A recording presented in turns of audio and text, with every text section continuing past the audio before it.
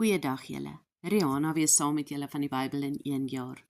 Vandag spandeer ons tyd saam in Numeri 5, wat handel oor God se heiligheid, reinheid en die herstel van verhoudings. Ons sien hier God se hart en sy begeerte dat sy volk rein moet leef. Nie net uiterlik nie, maar ook in hulle harte en ook in hulle verhoudings met mekaar.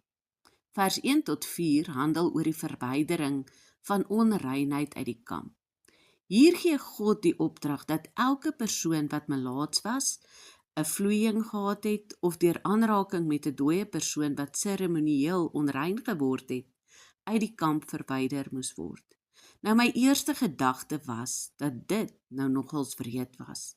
Maar dit kon nie anders nie, want sien, God het tussen sy volk gewoon. Sy heilige teenwoordigheid was in die tabernakel wat in die middel van die kamp was. Nou deur die onreines buite die kamp af te sonder, het nie beteken dat God mense verwerp het wat swak of siek was nie. Dit het gewys dat sonde en onreinheid nie saam met God se heiligheid kan woon nie. Nou net so is dit vir ons ook vandag belangrik om ons lewens te ondersoek.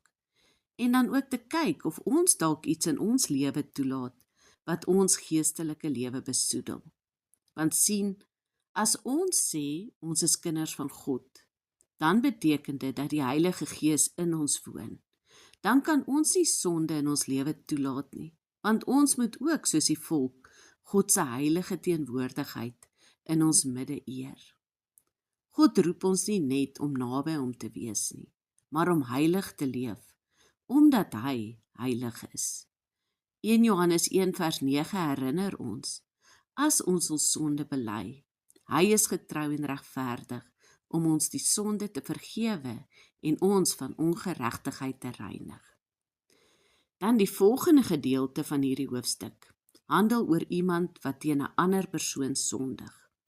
God sê dat as iemand skuld dra, moet hy dit bely en dan vergoeding doen. Hier sien ons God se hart vir geregtigheid. Ware bekering beteken nie net om te sê, ek is jammer nie, maar om dinge reg te probeer maak, waar moontlik. Jy sien, sonde beïnvloed nie net die verhouding tussen my en God nie. Dit raak ook die mense rondom my. As ek iemand seer gemaak het, moet ek nederig genoeg wees om dit te kan erken. En as ek skade veroorsaak het, moet ek die verantwoordelikheid ook kan neem. Jesus self verwys ook na hierdie beginsel in Matteus 5, wanneer hy sê dat ons eers met ons broers versoen moet word. God soek nie net offers nie, hy soek harte wat versoen is met mekaar. En dan, as ons verder lees, sien ons dat die laaste deel van die hoofstuk ook oor 'n baie ernstige saak gaan, oor wat moet gebeur wanneer 'n man vermoed dat sy vrou ontrou was, maar hy het geen bewyse daarvan nie. Die priester moes 'n spesiale prosedure volg waar die vrou voor die Here gebring is.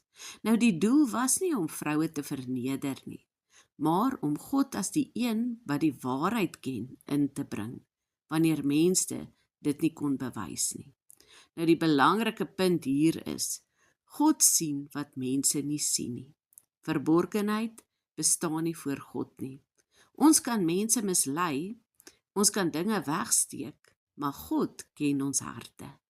Hierdie gedeelte wys ook vir ons hoe ernstig God is oor verbondsverhoudings. 'n Huwelik was nie net 'n menslike kontrak nie.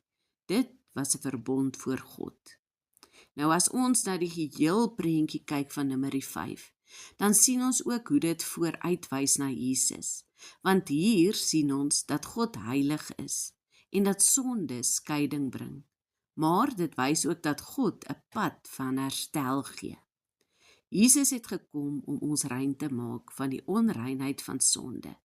In die Ou Testament moes onrein mense uit die kamp gaan, maar in die Nuwe Testament het Jesus na die onrein mense toe gegaan. Hy het die melaatse aangeraak, hy het sondaars vergewe en hy het ons rein gemaak deur sy bloed.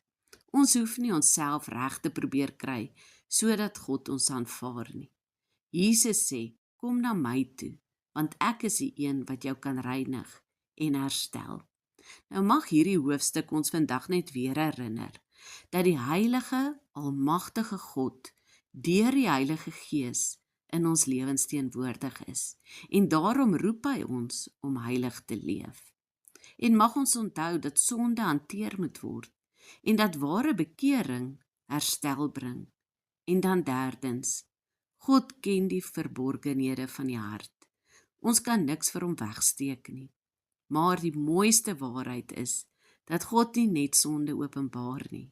Hy voorsien ook 'n weg van vergifnis. Jesus is ons ware priester wat namens ons intree.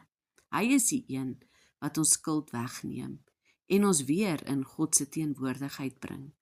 Mag ons leef met 'n rein hart, eerlike verhoudings en 'n lewe wat God se heiligheid weerspieël. Julle moet 'n baie mooi en geseënde dag hê. Totsiens.